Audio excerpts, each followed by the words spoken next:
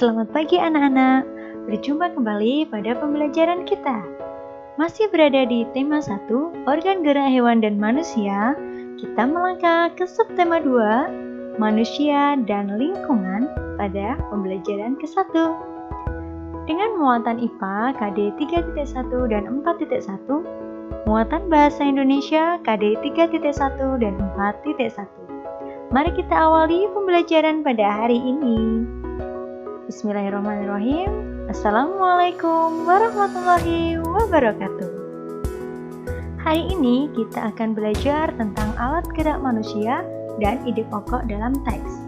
Tapi sebelum itu, mari kita berdoa dulu ya. Berdoa, mulai.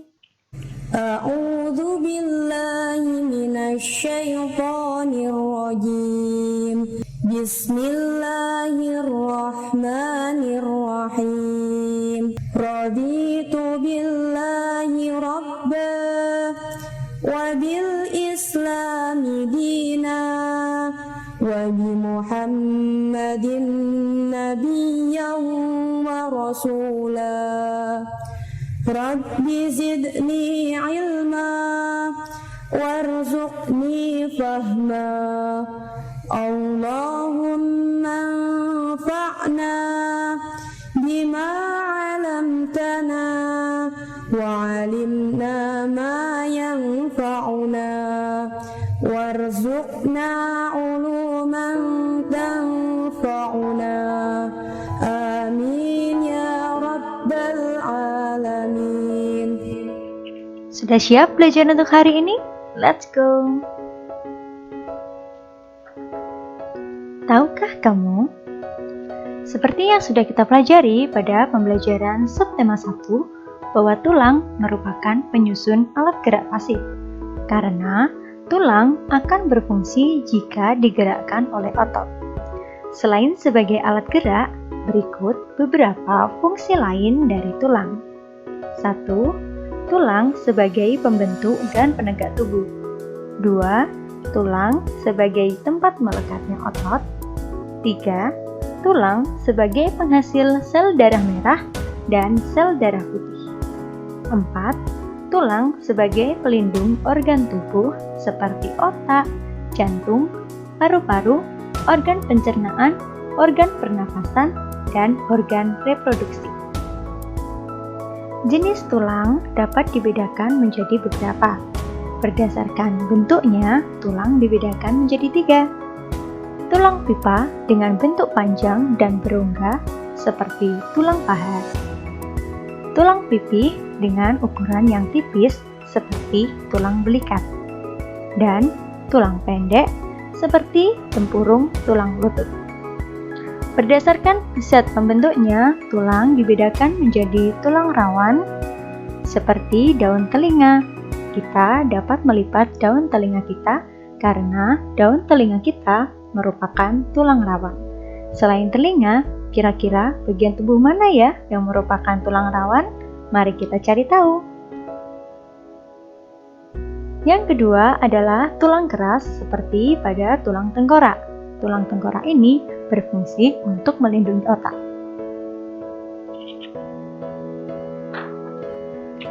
Tulang-tulang pada tubuh membentuk rangka. Rangka manusia penyusun tulang tengkorak atau rangka kepala ini berfungsi untuk melindungi otak.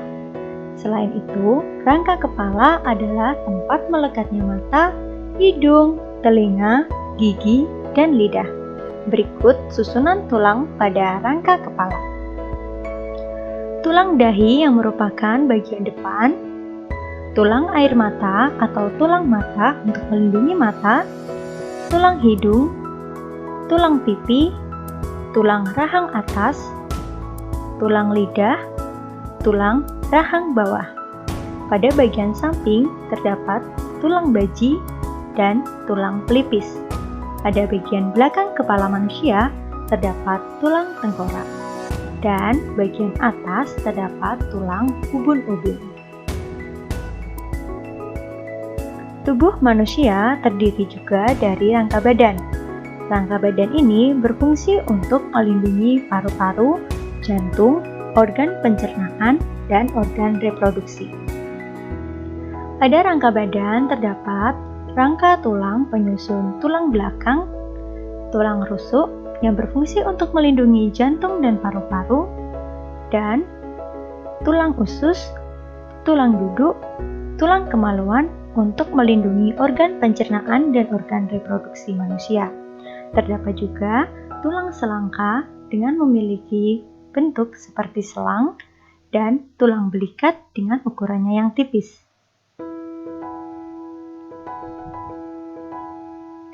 Rangka anggota gerak berfungsi untuk melakukan gerakan seperti berjalan, memegang benda, dan lain sebagainya. Rangka anggota gerak terdiri atas tulang anggota gerak atas dan tulang anggota gerak bawah. Tulang anggota gerak atas berupa tangan terdiri atas tulang lengan atas, tulang pengumpil yang sejajar dengan ibu jari, tulang hasta yang sejajar dengan kelingking manusia. Terdapat tulang pergelangan tangan, tulang telapak tangan, dan juga tulang jari tangan. Tulang anggota gerak bawah terdiri atas tulang paha, tulang tempurung lutut, tulang kering, dan tulang betis.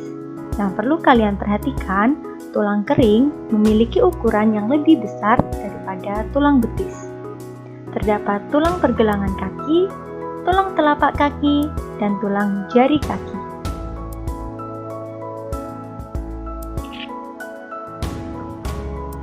Selain tulang, tubuh manusia juga disusun oleh otot. Otot merupakan alat gerak aktif yang terdapat di hampir seluruh tubuh. Jenis otot terdapat otot lurik. Otot lurik dapat menggerakkan organ tubuh secara sadar, sesuai dengan keinginan kita. Contohnya adalah gerakan tangan. Tentu kita sadar ketika kita sedang berjalan, kita sedang memegang benda, atau kita sedang makan. Otot lurik memiliki bentuk serabut tidak bercabang serta memiliki inti yang berjumlah 1 yang terletak di pinggir. Otot polos. Otot polos dapat menggerakkan organ tubuh tanpa kita sadari. Contohnya adalah gerakan otot lambung ketika sedang mengunyah makanan dan gerakan otot usus halus. Ketika kita makan, makanan masuk ke dalam tubuh kita, tentu kita tidak sadar bahwa makanan itu sudah sampai di lambung, sudah sampai di usus halus, atau sedang berada di usus besar. Inilah kerja dari otot polos. Otot polos memiliki bentuk seperti gelendong. Polos memiliki inti 1 yang terletak di tengah. Otot yang ketiga adalah otot jantung. Sesuai namanya, otot jantung berfungsi untuk menggerakkan jantung. Otot jantung berfungsi untuk memompa darah ke seluruh tubuh. Bentuk otot jantung ini bercabang, memiliki inti yang berjumlah 1 dan terletak di tengah. Tulang satu dengan tulang lainnya dihubungkan oleh sendi. Terdapat 5 jenis sendi yang ada pada manusia. Sendi yang pertama adalah sendi peluru. Sendi peluru ini merupakan tempat pertemuan tulang berbentuk bola dan tulang berbentuk mangkok. Sendi ini dapat bergerak ke semua arah, seperti antara tulang panggul dan tulang paha. Sendi pelana. Sendi ini dapat digerakkan ke dua arah. Contohnya adalah terdapat di antara tulang telapak tangan dan tulang ibu jari. Jika kita menggerakkan tulang ibu jari dengan tulang telapak tangan, maka akan bergerak seperti halnya orang yang sedang mengendarai kuda. Inilah yang disebut dengan sendi pelana.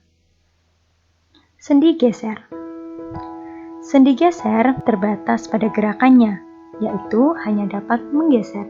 Contohnya antara tulang-tulang pergelangan kaki. Sendi engsel. Kalian pernah mendengar kata engsel?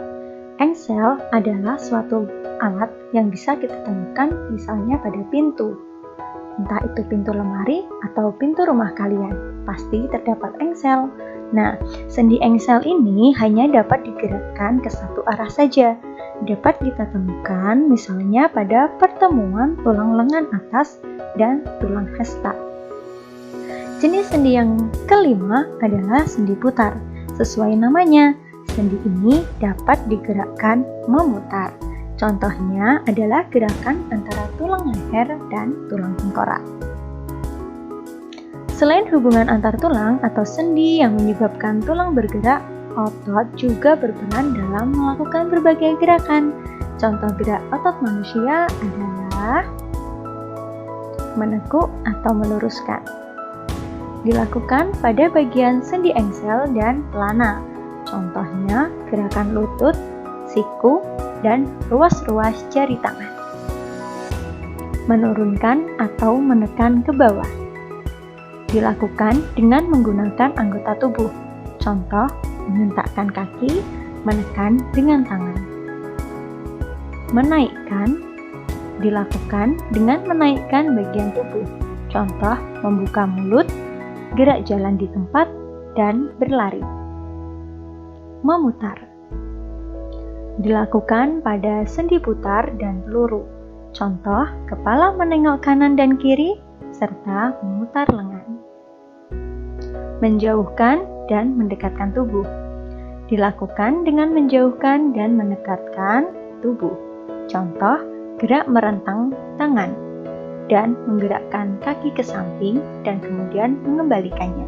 Inilah gerakan yang dilakukan pada otot. Untuk lebih memahaminya, kalian bisa mempraktekkan beberapa gerakan yang ada pada contoh, sehingga kalian tahu gerak otot menekuk atau meluruskan, menurunkan atau menekan ke bawah, menaikkan, memutar, menjauhkan, dan mendekatkan tubuh. Selamat mencoba! Nah, untuk menambah informasi kita, mari kita membaca teks berikut ini. Manfaat berjalan kaki selama 30 menit. Masih ada orang yang kurang suka berjalan kaki untuk menempuh suatu jarak. Orang-orang lebih senang menggunakan kendaraan untuk menghemat waktu dan tenaga. Padahal, berjalan kaki memiliki banyak manfaat yang baik untuk tubuh. Berjalan kaki merupakan contoh olahraga ringan yang dapat dilakukan dimanapun. Kita tidak perlu berjalan kaki hingga berjam-jam. Berjalan kaki dalam waktu 30 menit sudah dapat meningkatkan kesehatan tubuh. Eits, ayo ingat kembali tentang ide pokok. Ide pokok adalah inti atau dasar permasalahan pada suatu teks. Cara menemukan ide pokok, kita harus membaca teks dengan seksama, seperti yang sudah kita lakukan. Catatlah permasalahan yang dibicarakan. Setelah itu, tentukan topik serta kalimat utama pada paragraf tersebut. Menentukan ide pokok pun dapat dipermudah dengan menggunakan tabel. Nah, berdasarkan teks yang sudah kita baca bersama-sama, kira-kira ide pokoknya di kalimat mana ya?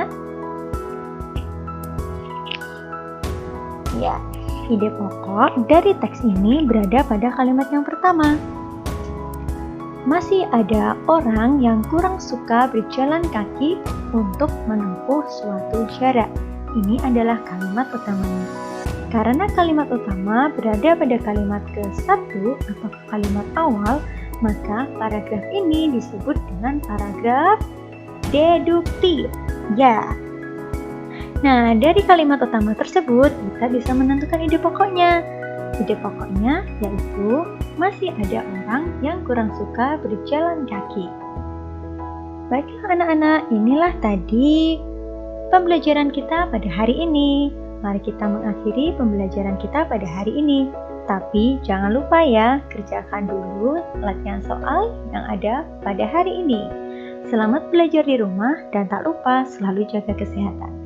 Sampai jumpa pada pembelajaran di esok hari. Sampai berjumpa lagi. Wassalamualaikum warahmatullahi wabarakatuh.